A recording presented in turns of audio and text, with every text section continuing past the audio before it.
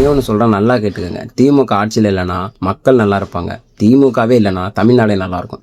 இந்த திமுக எப்பயுமே ஆளும் கட்சியை விட எதிர்கட்சியாக இருக்கிறது தான் ரொம்ப பவர்ஃபுல் அப்படின்னு சொல்லுவாங்க. அது காரணம் என்ன தெரியுமா? பிண அரசியல். இந்த திமுக எப்பயுமே பிண அரசியல் தான் பண்ணுவாங்க. உங்களுக்கு எக்ஸாம்பிள் சொல்லணும் அப்படின்னு சொன்னால் முள்ளிவாய்க்கால் இருக்குது, அதுக்கப்புறம் இந்த கரூர் இன்சிடென்ட், இப்போ ரீசெண்டாக இந்த புதுக்கோட்டை ஸ்டூடெண்ட்டு.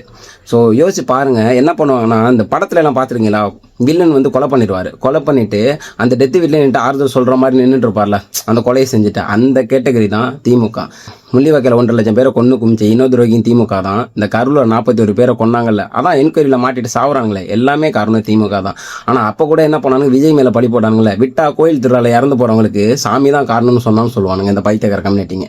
இந்த திருச்சியில் ஒரு செவிலியர் மாணவி ஒருத்தவங்க இறந்து போனாங்கல்ல, ஸோ அதுக்கு வந்து நம்ம பர்வீஸ் அண்ணன் என்ன பண்ணிட்டார் அப்படின்னா, அவங்க வீட்டில் அவங்களோட தங்கச்சிக்கு வந்து ஒரு அரசு வேலையும் அவங்க வீட்டில் வந்து ஒரு இடஒதுக்கீடு பட்டாவும் கொடுத்து இது பண்ணியிருக்காங்க.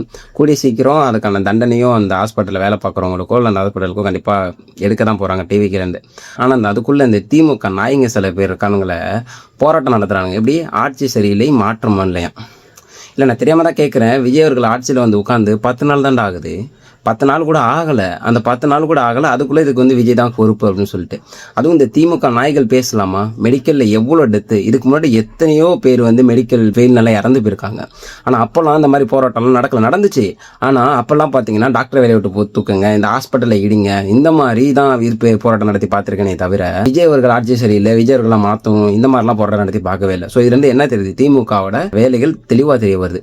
இப்போது இந்த டெத்தை வந்து அரசியல் பண்ணாங்க. நீங்கள் வந்து ஒரு அந்த ஸ்டூடெண்ட்க்கு ஆறுதல் சொல்ல வேணாண்டா, அந்த இடத்துல அரசியல் பண்ணாமல் இருங்கடா. ஏன்னா இந்த பிண அரசியல் பண்ணுறீங்க கம்யூனிட்டி நாய்களா. அதாவது விஜய்னு ஒருத்தர் அழிக்கிறதுக்கு, அவரை பழி வாங்குறதுக்கு எத்தனை பேரடா கொள்ளுவீங்க?